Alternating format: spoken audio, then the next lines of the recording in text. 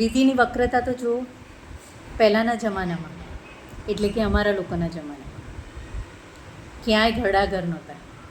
અને હવે જે જમાનો બદલાશે ને તો ઘરડા કોઈ ઘરની અંદર નહીં હોય. આ વિધિની વક્રતા નહીં તો શું કહેવાય.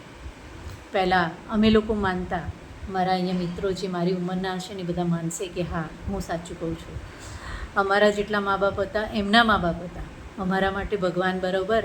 અને એવું કહેવાય કે ઘરડા તો ઘરનું તાળું હોય. આપણે ઘરે તાળા મારવાની જરૂર ના પડે જો ઘરનું માણસ ઘરમાં હોય તો.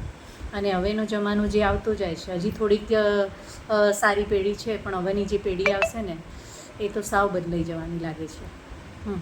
ક્યાંય માનવતા જેવું કશું રહ્યું જ નથી. આપણે કહીએ છીએ એજ્યુકેશન, છોકરાઓને બહાર